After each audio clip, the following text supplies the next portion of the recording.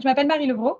Je suis responsable de l'agence Déclic en Île-de-France et consultante et formatrice en RSE, ce qui signifie responsabilité sociétale des entreprises.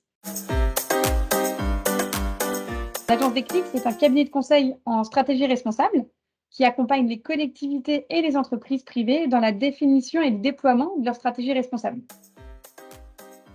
La RSE, elle englobe 5 axes. En général, quand on pense à RSE, on pense tout de suite à environnement ou encore social, mais ça touche aussi la gouvernance de l'entreprise, donc c'est-à-dire la façon dont elle est structurée, organisée, la façon dont elle implique aussi ses salariés dans les prises de décision. Ça touche aussi l'économie, c'est-à-dire le cœur d'activité de l'entreprise, dans quelle mesure elle a des offres plus responsables. Et le dernier pilier, c'est le territoire, dans quelle mesure l'entreprise est impliquée sur son territoire en collaboration avec les acteurs du territoire, les élus, les associations, les écoles, par exemple. Les entreprises se mettent à la RSE pour des enjeux sociaux, c'est-à-dire que leurs salariés, aujourd'hui, cherchent de plus en plus de sens à travailler dans une organisation qui agit à son échelle. Donc ça permet ainsi de contribuer à la marque employeur.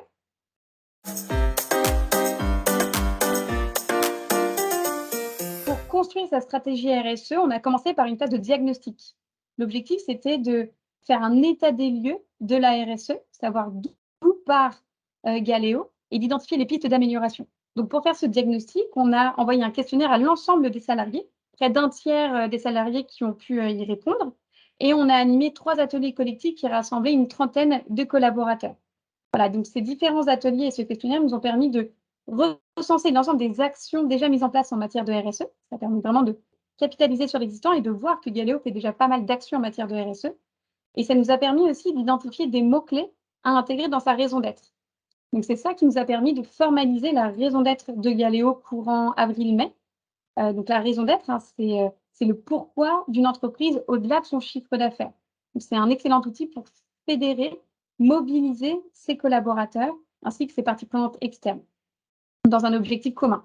Donc la raison d'être validée, c'est accompagner nos territoires pour une mobilité plus durable par notre savoir-faire et l'engagement quotidien de nos équipes. Pour construire ce plan d'action-là, on a mobilisé une quarantaine de salariés. On est allé sur le terrain, on a animé 6 ateliers plan d'action. On a pu aller à Mions, Annonay, Saint-Péray, au Cheylard, à Caumont, puis à Castries. Et à travers ces 6 ateliers-là, on a pu recenser toutes les idées d'action à mettre en place dans le cadre de ce plan d'action RSE pour Galéo. Aujourd'hui, en août, on a formalisé la raison d'être de Galéo, on a construit sa stratégie et son plan d'action RSE. Et ça veut dire qu'à partir de septembre, on va pouvoir communiquer auprès de l'ensemble des salariés de Galéo le plan d'action et puis impliquer tout le monde en fait dans cette stratégie-là.